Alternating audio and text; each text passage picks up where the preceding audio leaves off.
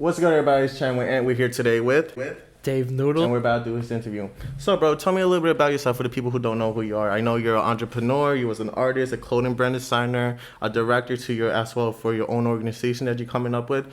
Let us know a little bit about yourself. How was your upbringing, where you coming from, and everything like that. Yeah. So I was always big on having dreams. Mm-hmm. Ever since I was little, I wanted to be a wrestler, wanted to be an NBA player, wanted to be a rapper. Mm-hmm. And it just, over time, I just kept dreaming and trying to figure out what was my path. Mm-hmm. So growing up, I was just always inspired by like really cool T-shirts and just being the only person with that T-shirt. So so much so that I would get mad if other kids would copy my style. And it got to the point where I was like, wait, I want to make my own shirts. But that was like, a long journey to get to that. But hip hop and just sports and wrestling and fashion and streetwear, all that like just played a part growing up. Like I just always loved special hoodies and tees and stuff like that. And my folks, my dad was working multiple jobs. My mom stayed home with us. And my mom grew up, she didn't really have much. She had she got through with what they had. So when she got a home with my dad and they had a home, they had 3 kids. Anytime I would ever ask for anything, it was always like a big deal. It's like, you want that hoodie? It's $50. Like, I hear you. That was the same. And she would make it seem like It was a lot, yeah. Like now I'm older, I'm like, oh, 50, whatever, I could just get it. But I still have that sentimental value to stuff. So I would get a hoodie when I was a kid, and I would treat it like my only hoodie. Yeah, I hear you. And I just kind of kept that sentimental vibe to pretty much whatever I did, and I learned from my pops to just like go super hard. Like he never had to tell me like go work hard. Yeah. I just saw him. Right? You don't even have to like sit your kid down because he was out there. He was a teacher from like 5 a.m. to 4. Wow. He would do private lessons, and then he would go to Broadway from like 6 to midnight, rinse and repeat. Wow. So you seeing that growing up, do you feel like that's what shaped you to be someone who's like a go-getter, that's where your slogan comes into making dreams come into reality by seeing your parents do all the things that they provide for you? Or Totally. Yeah. So like if I think about the 2 things my folks taught me the most, it was like my dad was like passion. Like he was just so passionate about what he did. He would wake up like clockwork, like a machine, just every day, just going at it. When he would come home, he'd be practicing. He'd be getting better. He'd be sharpening his sword. He'd go out there, and he was just always, like, getting better. And my mom was just, like, in the moment with everyone, like love. When I think of her, it's love. yeah. It's never, like, what I could give them. She always just gave her time. She didn't have to give anything else. But she still would. But she would be super thoughtful. She'd be writing letters. She'd be like, Wow, okay. and both my parents are letter writers. My mom would always write me letters as a kid, Really? That's really impressive. like encouraging me. And my dad would always write letters to all his friends. Like he would send postcards to all his friends and like just out the blue, like, hey, happy Thanksgiving, happy this. That's really cool. And I've taken those things. I didn't even kind of realize till like kind of recently, but I'm into writing letters. And I write people letters when they buy stuff, and I'm like, wow, like they never really sat me down to tell me to do these things. I just saw it and I picked up on it. And I credit both of them. They're just amazing people. I'm grateful to have 2 parents, that held me down. And that's really good that they actually was the one who actually make you who you are today. Because when the way you just said that, I could see where you got your dad's characteristics and your mom's characteristics. Like you're very outgoing. I could see that you probably got that from your mom, and you're very devoted when you probably got it from your dad. So it's really cool. As you mentioned how you said, oh, $50 is a lot. I used to feel that same way. My mom would be like, no, tomorrow or next week I get paid. Like, we'll figure it out. And she'll do her most that she possibly can to get it either the following week or something. Or sometimes I'll be like, you know what, it's fine. I'll get something later on in life. So I understand where you come from. How was it when you actually, how was it growing up? I know, were you born here and raised in Staten Island or? Yeah, so my folks, they met in Queens. They met in Astoria. And, you know, shout out to Nas. I know he's from Queensbridge, and just Queens. But my dad got a gig as a teacher at IS 75. And they were living in Queens, and he was driving to Staten every day. He was waking up at like 4-ish. That's 2-hour drive or something like that. Yeah. So he was grinding. And, but then eventually they found a home in Westerly. And then they moved to Westerly, so I moved here when I was like 2. Okay. And been here ever since. So I pretty much say born and raised in Staten, even though I still shout out to Queens. Yeah, of course. Yeah. You was here throughout your life here in Staten Island. How was it here in Staten Island? Did you ever go, like, do you have family in Queens actually, or? No, we got a lot of family in Jersey, a lot of Jersey.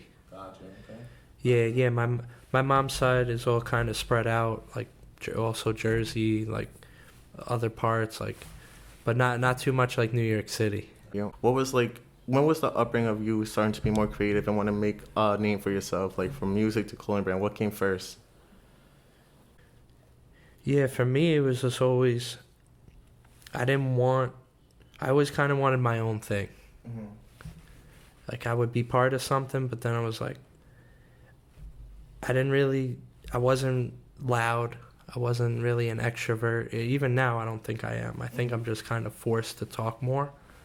But I like kind of just low-key, just having room, talking to 1 or 2 people. I'm never the loudest person in the room, or you wouldn't even hear me if there's a lot of people in the room.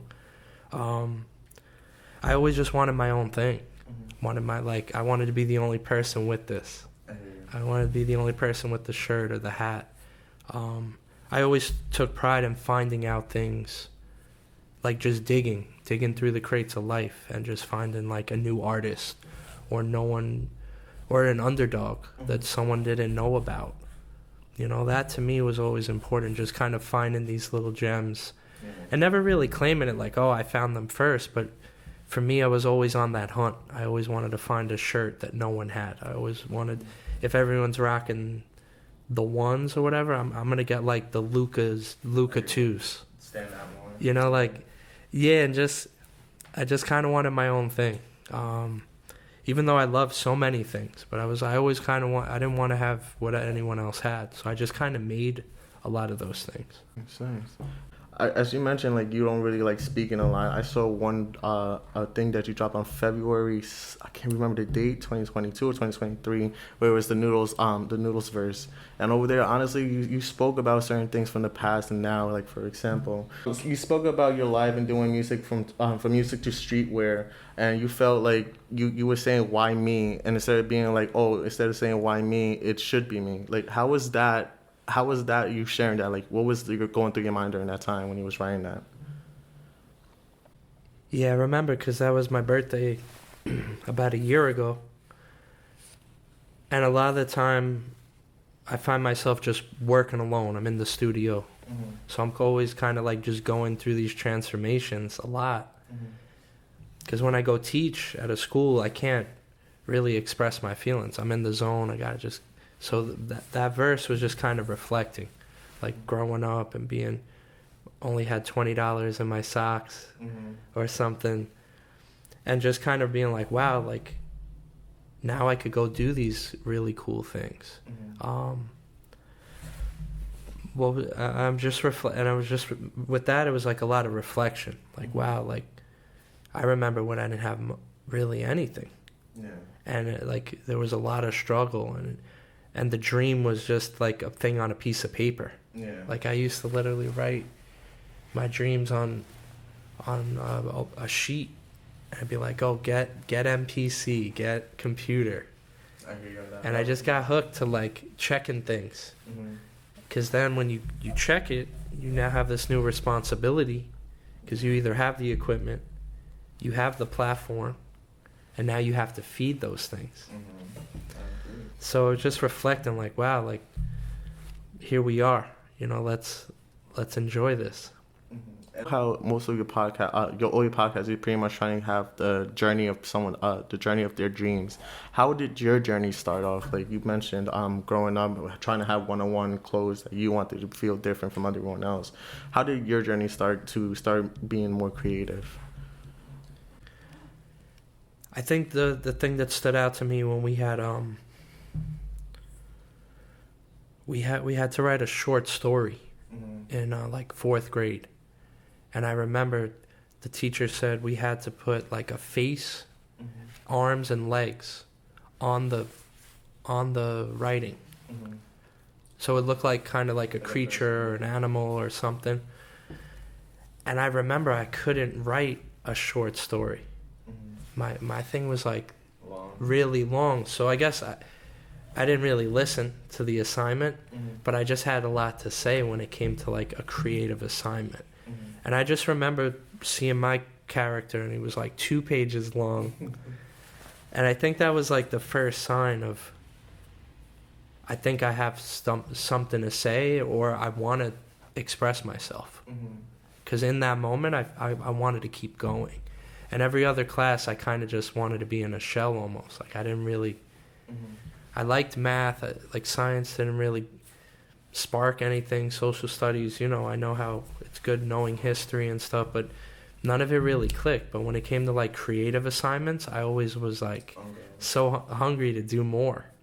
And so that, and then it was just like when I heard music, when I heard rap just unlocked these emotions that I couldn't find, you know, middle class and westerly, like firstborn. I had no one older than me saying, hey, check this out. Listen to Biggie. Listen to Mobb Deep. So then when I found those things, and I'm hearing stories of people with these who went through some really crazy stuff. And, you know, from like tragedy to triumph, I was like, wow, you know, like I couldn't really relate, but I related to just hearing their story, like hearing people's stories was just so important, you know, and that's why I try to dig to find them and listen to them, because you've gone through something, you know, like people you know have been through, so like we could learn from everyone, you know, so that to me was everything. And is that TYPE88 came into play for your interviews, your platform? You just wanted to hear people's story, or like how did that start along? Yes, TYPE88 was, it kind of just organically happened. Maker Park Radio, they said, hey, we're doing this radio show. And it was something I always wanted to do. I wanted a pod or a show or something. But you know what it takes to get all this going and have all this equipment and, you know, a team helping you and making it special. I didn't really have that place to do it, or I didn't even know what to do. So they kind of were like, hey, anyone want to do a show? So I was early, took part of it. And then the process, I got hooked on the process, because you see how healing it is to talk to someone and hear what they went through. So even if you and I are going through way different journeys right now, but we're trying to climb some mountain.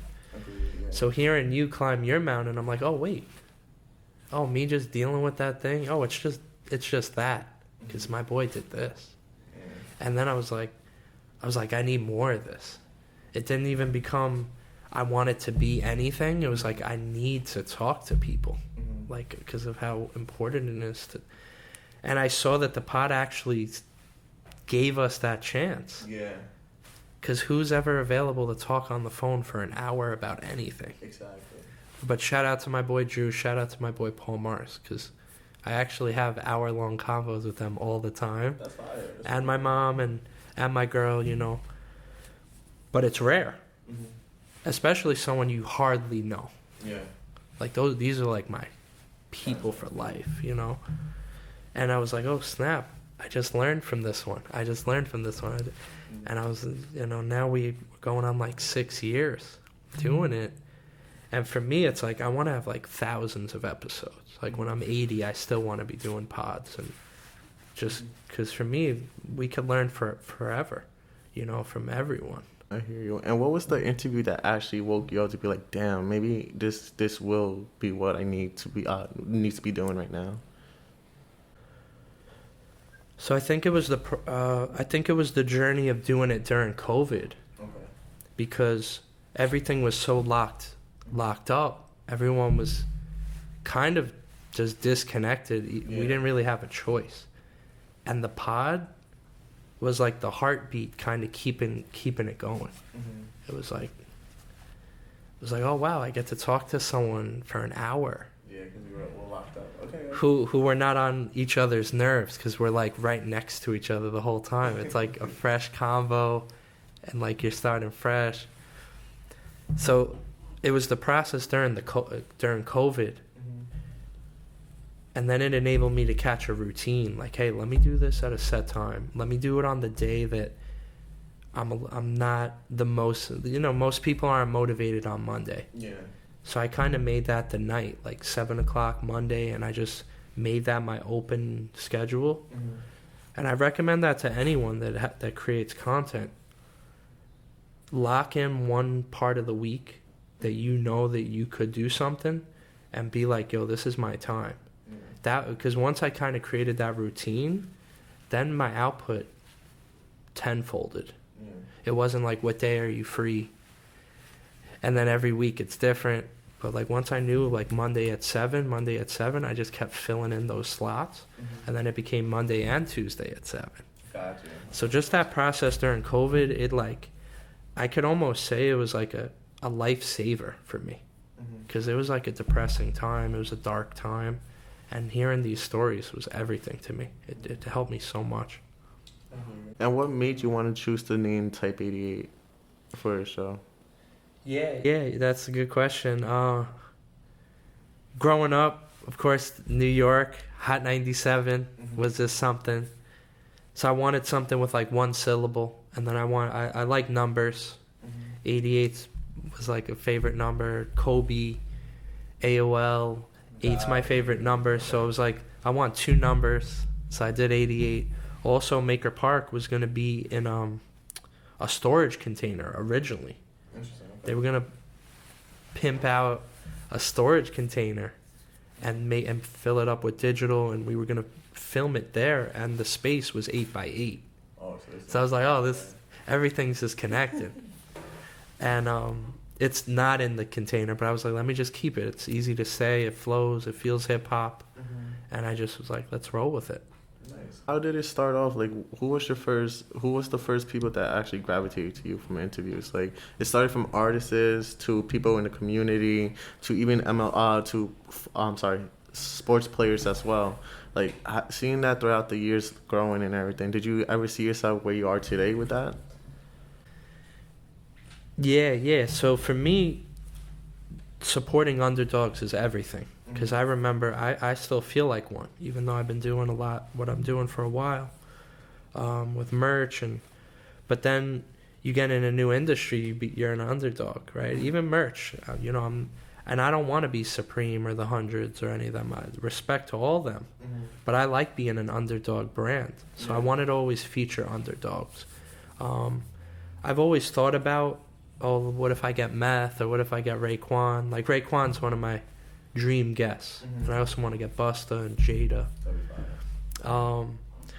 But I wanted to share underdog stories because a lot of my guests, they were on my show before any other show. Yeah. So when you drop that little piece of hope in someone, like, oh wow, I was on Dave's show.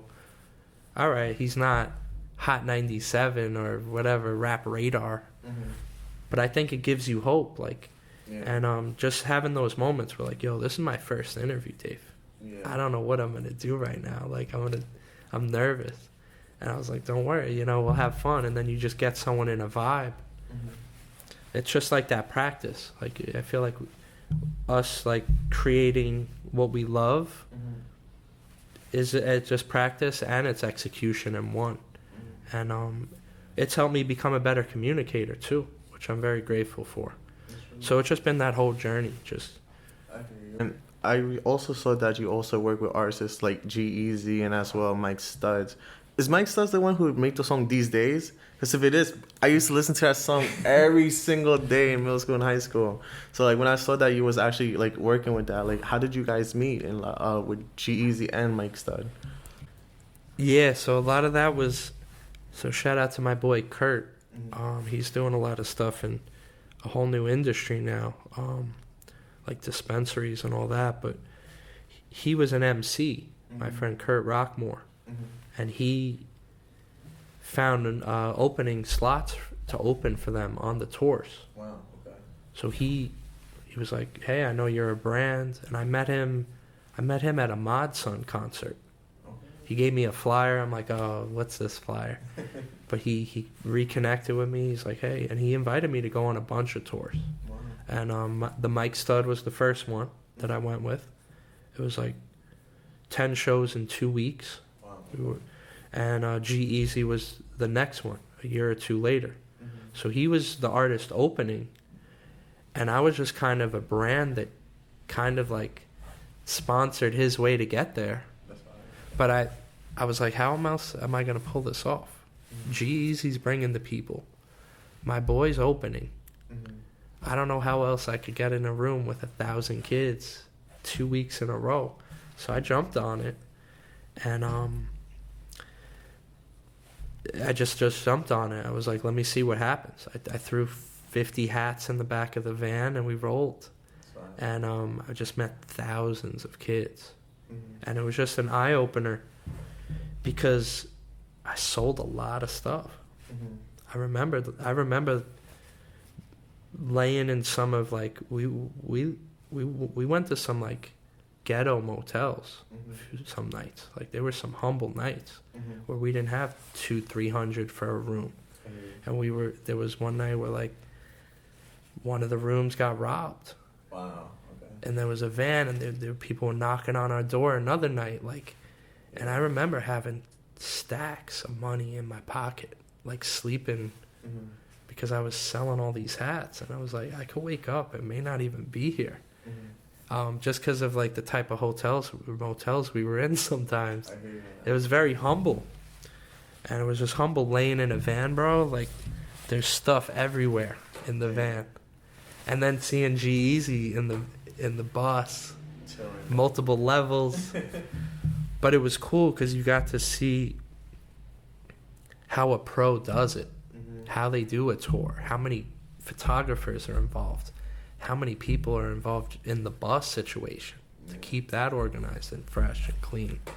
And just seeing the process. Like a show starts at 7, people were there at 4, setting up, and then leaving it ends at 10, leaving at 11ish, breaking down, and then doing it all over the next day.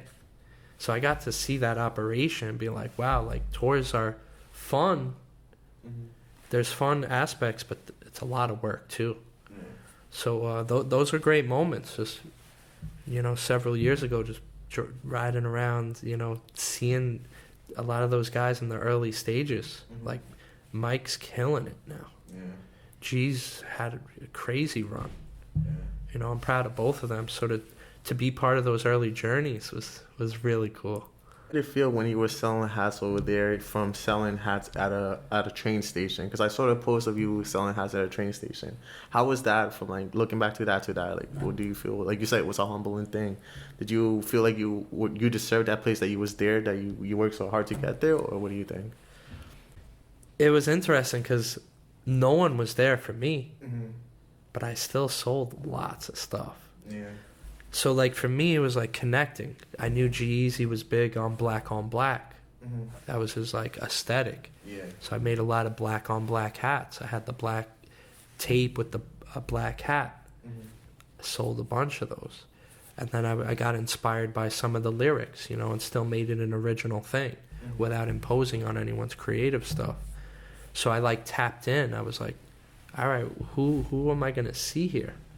So I tapped in and I crushed it. And then a lot of people just loved the randomness. Like there were hats with like, a black and white American flag. This is like 10 years ago.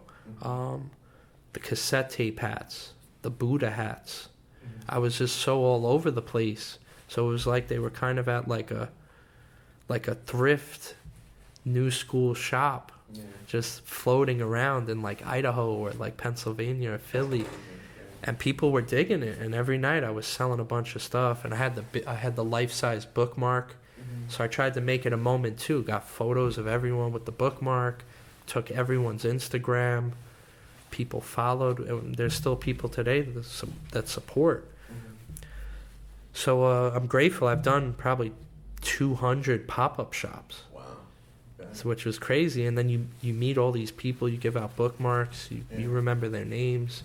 And some of them we're still connected today. We still talk. So it's just an experience, just meeting so many people, hearing their accents, seeing what they wear, how they respond to something. Some of them made me sign their hat. Wow, okay. And I'm like, oh, all right. It was cool. I would love to do it more, but now I'm older, have more responsibilities. So it's harder to like just pick up and go. Let me work something out with that. I'm trying to host an event, so if anything, I'll definitely invite you for that. Another thing is I started to notice that you also got co-signed by legends, actually, like Redman, Kehlani as well, and I think Method Man, I believe. How was that? How did you guys even meet, or how did they even get into your work? I'm so grateful because all of it was organic. Richmond, shout out to Richmond Hood. And my boy Tyreek, just connecting dots as he does, like a champ all the time. And he remembered Redman had the red tape, the Dark Side album. It was on a red tape when it came out. Gotcha, yeah. He knew we did the cassette tape hats. So okay. And he was like, "What do you think?" Like Redman, I was like, "What do I think?" I was like, "Let's go!" Like, so then we made a limited amount at Richmond Hood. That was a special moment. It was almost surreal to be like, oh, we have a hat with Redman. Yeah. So that was super cool. Method Man was just organic. I just knew his cousin or something, and multiple cousins because he has a bunch. Shout out to TYPE and Intel, and I just gave them a bunch of stuff, and somehow Meth was rocking it on Drink Champs. Wow! And I didn't even know what that was. My friend's like, is he wearing that stop sign thing that you made? I was like, oh snap! And that was like one of the early episodes of Drink Champs. But that was super cool. And Kehlani just kind of saw something. We were trying to help a friend get a wheelchair. Oh, wow. Okay. And she knew the DJ that knew my friend who needed the wheelchair. And Kehlani saw it, the post, and we were like, hey, we're trying to sell some shirts to get my friend a wheelchair. Kehlani posted it. We sold like 50 shirts that night. Wow. She posted on IG, and she probably had like 250,000 followers. It was still early for her. This was like 6 years ago. 6 years ago. But she posted it, and people always ask me, hey, where's the post? I was like, well, she took it down. You know, like she did something with like Pink Dolphin like the next day, which was probably like an official collab, like they did sneakers or something. Like, I was like, what do you expect? But she did enough damage in a great way to help us. That one post sold us 50 shirts. And it was like the first night where like the website was blowing up like every minute. It's going off and off. And it was when you make a brand, you want that. You're like, because people post about it, like, look, my brand is blowing up. That was the first moment that I felt that, where like I was like, oh wow. And it was it was just organic, and it started out of the love for others, because we were trying to help a friend. We sold all those shirts. We literally bought a wheelchair for my friend. We took like $1,000 and bought him a wheelchair. So those are some dope co-signs. And also shout out to Cool Herc. I gave him a shirt, founder of hip hop. I gave him a shirt just to show love, and then someone posted a photo with him wearing it like an hour later. I didn't think he would wear it. You know, you just give it to him out of respect. Yeah. So that was a blessing too. Like literally the father of hip hop. Yeah, wow, that's impressive. Later on, as you mentioned Richmond Co., you worked with different they call themselves organizations, correct? Like Richmond, a small business. They were a small business, but then as well, Fatherhood, you also did. And I actually heard about you, more about you, when VR invited me to the Dream Camp, and he told me, he's like, yo, when you come in, look for Dave Noodles. I was like, who is that? I don't know who that is. But Shaolin Prince told me about you too. He's like, you gotta go work with Dave Noodles. He's one of my cousins. So yeah, wow. He's good. Yeah. So he was like, yo, like you once you're ready, I'll hook you up. I'll tell you where to find him and everything. He literally was helping me make the questions and everything. So I was like, thank you for that shit. Shout out to him. He's a sweet kid. How was your relationship with Fatherhood? What was going on? Because for the Dream Camp to come into play. Yeah, bro. So James of Fatherhood is lit is like my big brother. Mm-hmm. Like I don't have too many, but if I think of if someone I had a big brother, it would be him. Mm-hmm. That's my guy, bro. I've called him out the blue. He sat with me on the phone, walking me through stuff like home stuff or like life stuff, and just, bro, that guy's like my big bro for real. I love that guy. Mm-hmm. And he's been having a tough season, bro. He had something happen with his brain, and like talking and everything. It's life's different right now for him. Mm-hmm. He's not as active as he was the most active dad I ever knew. Yeah. You know, he always says presence over presence, mm-hmm. like just being there, and he would take his kids to everything. And like, I remember him coming to me to help him make merch early on, bro. And it wasn't even a business thing, and I didn't know. I didn't even think it would sell a lot, and it really hasn't. Mm-hmm. But for me, I loved him, and I loved his mission. I was like, yo, let's make the merch for them. So we did the Fatherhood is Lit merch, and then we just kept that connection for a long time. He would do events, I would show up, or I would connect dots, same way. Mm-hmm. And yeah, bro, and we just stayed friends for a really long time. We've been friends like 7-8 years now. And, of course, you know, fast forward some time, he's having a really tough season, just trying to get, you know, recover from what he's going through. And I saw that they had a GoFundMe, and I wanted to do this event, Dream Camp, and I was like, you know, God bless me, I'm doing okay. I don't need to do an event. I never did an event for money anyway. I never really made anything from it anyway. It was always out of the love. But I was like, let me do this event in honor of him. You know, let's see what happens. And just put it out, you know, whatever we make, we'll just give to him. Mm-hmm. And we did. It was a beautiful moment, bro. It was such a great day. His son was there. His wife came. Shout out to Jaden, Jordan, and Kim and everyone. So, yeah, bro, that was a beautiful night. And, yeah, shout out to my boy James. Yo, you know, anyone out there, keep him in your prayers. Yeah. I can't wait for him to, like, get through this time and, you know, be back out there. And, you know, so I got to see him. I got to see him to drop off, you know, whatever we raised or whatever. And it was, you know, I was blessed to see him. It just, you know, it hurt a lot to see him how he was. Mm-hmm. So, you know, just keep him in your prayers. I feel like he's just such a strong dude. He's going to find a way. For sure. And he has an amazing family. So, yeah, that was Dream Camp, and I'm happy you came through, bro. That was a special day. Yeah. If I knew more, I would have definitely stood throughout the whole event. But honestly, it was really great organized. I think her name was Daniela. I don't remember her name. Danny Ray. She was the one who was the MC of the night, and the energy was amazing. It felt like everyone was really like family oriented. Like everyone just gravitated to each other. So it was a really good event. I enjoyed that. I'm looking forward for more events like that too. As we spoke yesterday on the phone, you told me that right now you're going to school to spread messages, awareness of how to end starving artists. Correct, or is that another thing? Yeah, well, I wanna kind of get people just motivated, be like. So I go to schools, I do different programs in entrepreneurship and clothing, and a couple of music programs and design.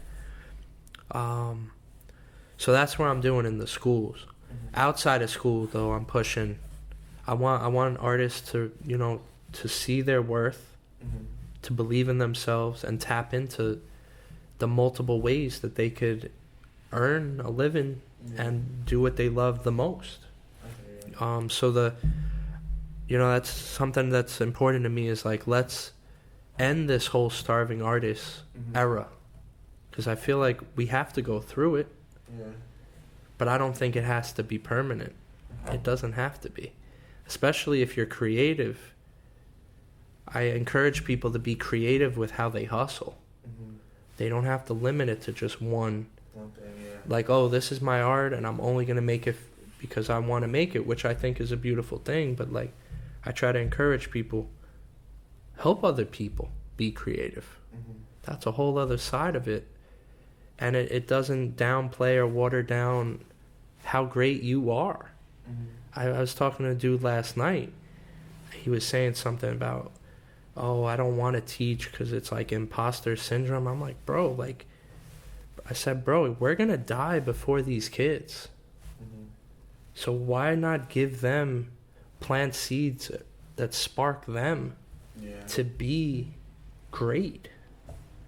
I said, don't you wish that you had the 30-year-old version of you when you were 10? He was like, oh, word. Like, it'd be a waste not to. Right? We're going to keep all this to ourselves and only make what we want to make, which I think is great. But there's a whole other side. Like, there's kids in the hood that need help, that need support, that need love. And they may not get it 100% where they are. A lot of them are seeking.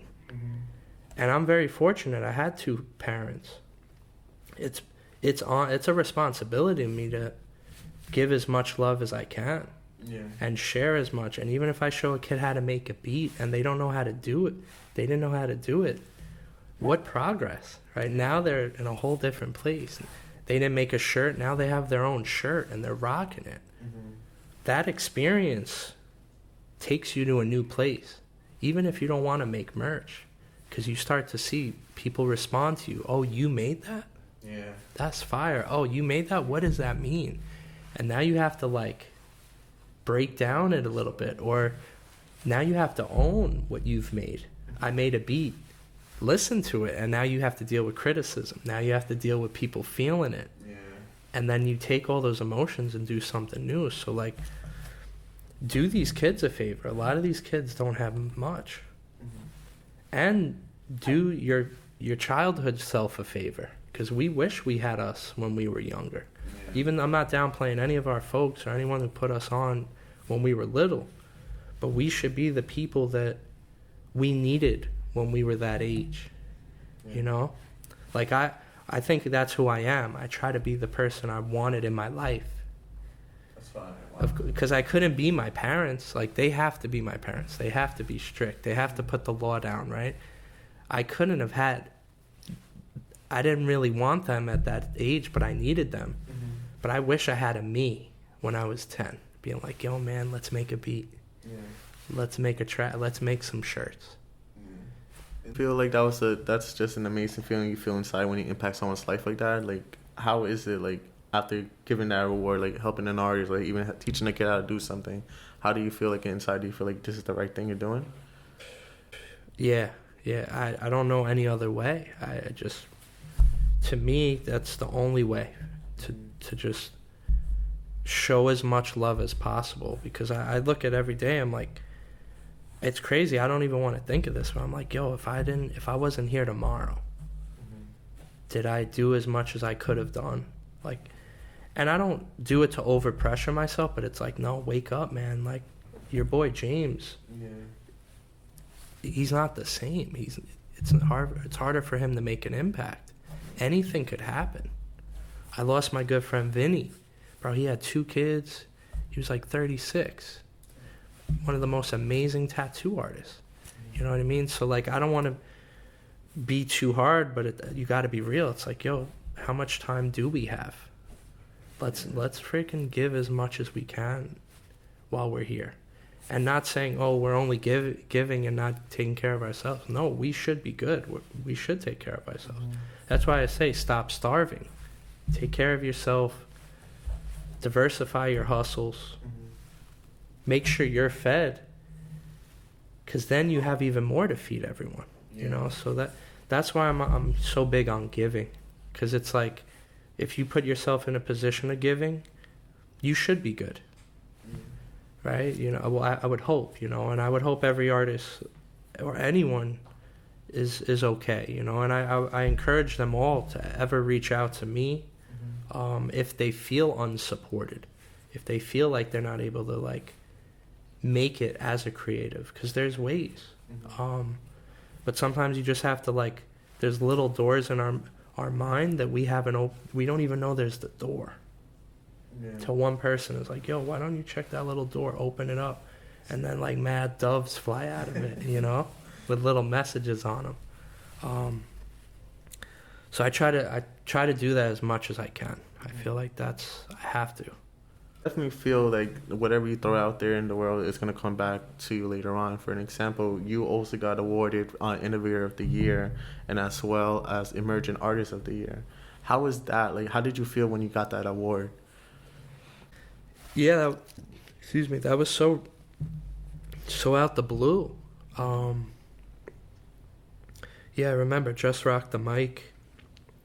They had that, and I was just honored.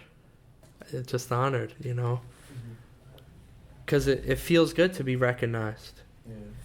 But then it was like, okay, you know, it gives you kind of approval, like, oh, you're doing your thing, but. I think I've been saying this a lot lately, but like the biggest flex is to do something really awesome for someone and don't tell anyone. That's true. Just do it just because you feel it inside, you know? So a lot of the stereotype stuff, I try to be behind the scenes, even though I have to talk about it a lot, which I don't mind. But I'm always like, it's good to share the story that it happened. Yeah. But, like, I learned from my mom, bro. Like, she does the most amazing stuff all the time, and no one knows about it. Yeah. So I'm like, I want to take some plays from her book. Like, just do it. I don't need a like about it. Even though I like getting a post with lots of hits on it. It's cool. But just go out there and be beautiful to people, you know, and make them feel something good. And I also saw that, as you mentioned, stereotype, you guys actually helped more than 1,000 artists do what they had to do as well, helping clothing brands start off. Like, what was the whole purpose of that coming into play as well with, as we mentioned, Aware? How did that agency, like, what is your vision for that, and what do you want to do for that? Like, where do you see that in 5 years? Yeah. So it all kind of ties into the whole, we have an idea. Let's take it to market, you know, and it doesn't have to be like you becoming a startup or like this huge money thing, but like, let's make it a real thing where you see it in real life. And now you're on that new chapter, whether it's making you a website where now you're selling stuff and now you're in that game instead of the looking from like, you know, you're looking from the bleachers in the game. Like, no, get in the game. Be on the field and start feeling those things, because then you start getting tested. Do I want to keep doing this? Could I deal with failure? Could I not? So it's like, let's get them in the ball field of shortstop, right field, figure out your position and own that position. So a lot of it ties into that. You got the idea, let's get you in the game. Now start playing the game and play it. Do you want to play? Do you not? Because that's that new test. Like you, bro, like I love how you've just owned this. You know, you started the pod and you're taking it serious. The setup is amazing. You got an amazing team helping you and making it, you know, professional out the gate. And just how you've prepped everything. So like you're owning it. You're in the game, right? You're not like, oh, I wish. Yeah. And now it's like you wake up and you keep playing, bro. Like Jeter, bro. You just get up every day. Well, what advice would you like to give someone who is just starting to brand themselves, being an artist, a podcaster, interviewer, or entrepreneur? Like, what is some advice that you wish you had growing up that they would tell you that you could tell them now? Don't get caught up in perfection, because chasing perfection affects production, and production is production either way. No matter how good the production is, you're still producing. Mm-hmm. But if you're preventing yourself from producing, I think there's just less learning. Of course, you want to do something at a certain level. Mm-hmm. But I wouldn't, if you want to do a pod, like, and you only have a little mic or a little something, just do it, because the convo is more important than the production. Someone may meet you and be like, and you may be in like Times Square next month. But if you didn't try to get that interview, you know what I mean? So like, capture it, and like capsule time too. If you're a creative, like, make the song for you. Mm-hmm. So when you look back, like, wow, I'm happy I made that. All right, it wasn't perfect. It shouldn't be. None of us are. But I think it's perfect that you went with it. Mm-hmm. I'm harder on people when they sit on the sidelines and watch on the game and leave comments and all this and aren't getting in the game. Yeah. Like Frank Nitti and I did a track, get in the game. Go do something. Go be active. Because then you start learning, like, oh man, that pod was whack. Or the quality needed better tuning. Got to get a better mic. But you learn it from doing it. So I would just say F perfection.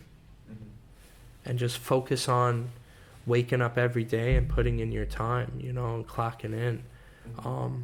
Whether you do it on the side or not. And I always say, like, don't stop dreaming. Like, all right, if it doesn't work, make a new goal and try to make it work, or, do something new. But keep your mind kind of hungry for that, That's helped me. Like, with my pod, I remember, bro, I used to Facebook Live. It was like under my chin. It was like the least attractive view. Like, but I'm now, we're doing it a little bit better of a level. Mm-hmm. But still, some of the Zooms, I listen back, I'm like, damn, the quality's bad. But I was like, yo, but that interview with Shallon's Funny Guy was everything. Mm-hmm. Like, I needed that interview to hear about his mom. Like, now I reference that when I talk to kids. I'm like, yo, my friend's mom. Mm-hmm. And I'm not putting her on blast. He's talked about it, but, like, he went through a lot growing up. Mm-hmm. But that interview is now saving my life, too. Hearing how he saved his life. Mm-hmm. So, like, capsule, create stuff, like, and don't worry about the perfection. How do you feel being able to connect the right people, well, the people you find, connecting to the right networks that they need? Like, do they come back and thank you for that? Like, do you look at them now and be like, wow, I pushed them to get to this level and I'm proud of where they are now? Yeah. So for me, I just see myself as like a stroke of paint on the picture. Like, they're the big picture. Mm-hmm. But if I could just add a little paint to their painting, I'm happy, and so sometimes I look back, I'm like, oh wow, that's so cool. I remember or they'll tell me, hey, I met at Musication. I met my wife at the Cypher, like the open Cypher. I've seen people even get engaged at Musication. My friend. So seeing the connection is really the main reason we did it. Mm-hmm. We've done like dozens of events, and like regardless of the paperwork of anything, like, oh, is it making money? Is it like that? It was the love is like the real currency in my life. Mm-hmm. Like, let's give and share and make as much, I'm saying make love, but like, let's spread as much love possible. Mm-hmm. And like, that should be the goal with everything. And, everything else kind of flows. Of course, you got to get your business right. Got to take care of your responsibilities. Not like living free, doing whatever I want. it's always with responsibility, but like, let's spread as much love as possible. And people have been so humble and shared so much. I remember you believed in me early, like that was special. And I'm like, of course. It's like, you're dope, like of course. So it's cool just seeing that, and I love seeing people evolve and grow. And just seeing, I'm like, wow, I remember they were on the pod. But, they did all that. It was just me just being like, yo, you're dope. Like, keep going. I hear you. That's cool. What should we expect from Dave Noodles coming up in the summer or even in the winter or in the upcoming year? Yeah. So there's going to be some changes. And a lot of forming, if I could say stuff. Some things are going to be coming together. Some things are still in the pot, sprinkling the seasoning on and trying to get the right sauce. So I know I'm being a little subliminal, but there's going to be some things are going to start forming. And some things are going to be ending. I'm going to be ending a few chapters, but then to start some new ones. It's just time to end certain things to then open bigger doors or different doors. I know I'm not too clear with that. Are you excited for the next chapters coming into your life, or you're a little bit nervous? Yeah, I am nervous, but a lot of it's still the same mission, but the brand or something may change, the title or the name or something like that. So me at the core is still the same. So we still got the same goals, but I want to kind of hone in on 4 different parts of what I'm doing. The collaborations is key. The media, expanding the multimedia of what we do and spreading the messages of creators and artists and stuff is key. Education is huge. I want to really hone in on that. And then like the launching of dreams. So those are kind of like my 4 components of where I want to go with everything. And like I don't know if I could I think of Oprah, like, oh, you get a car, but I kind of want to do that with dreams. Like, oh, you have a dream? Let's find a way to really do it and do it often. And you're 12, you want to do a brand? Let's find a way. So I want to kind of hone in on that. So the collabs, the launching of the dreams, the media, and the education. So it's gonna be a good chapter because I feel focused. When I sat down, I was like, yo, what 4 chapters make up our pie? That's really cool. Once again, thank you again, Dave Noodles, for coming on the show. I really appreciate it. Definitely will look forward to working with you more in the future, and I wish you the best with the next chapter you coming in life, bro. Because honestly, bro, when I was watching you, it just literally hit me. I was like, wow, hopefully one day I'll get to like on your level. I'm not gonna lie, everyone knows you, bro. So like to be like, yo, like I'm sitting with Dave Noodles is gonna be like something later on. I'm gonna look back. I was like, wow, I really started to get up to that level where more people who are in the podcast world is starting to notice me more too, besides artists. So Bro, thank you. I'm so proud of you, man. You're doing this at such a high level. I wish I was doing my pod at this level, starting off. And bro, the questions and the research, and bro, I can just tell you're a student, and I think that's just a beautiful thing to just always be a student and like opening yourself up. And I'm just excited to see where you go. Thank you. With whatever you do. So thank you for having me, my dude. For sure. Thank you, bro. Would you like to shout out anybody, family, friends, artists? You guys have more than welcome to shout them out, and as well let them know where we can find you on Instagram, YouTube, and all that stuff. Yeah. So everyone out there, chasing your dream, I see you.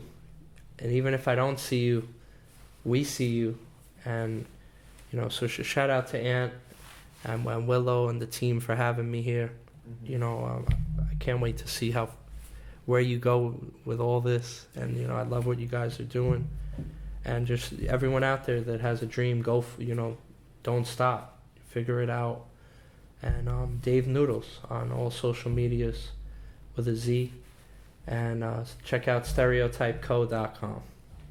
Check that out, guys, and as well tap in with his merch. He gave me this half for me and this one for my son. And honestly, the graphic on this one with the line is so hard, bro. Damn. I would love to do some close with you if anything, if that's ever possible. Let's chop it up. Let's chop it up, man. Thank you so much, yo. Thank you again. Once again, tap into Dave Noodles. You can find him on all platforms with Dave Noodles. And thank you guys for watching. So stay tuned for the next interview.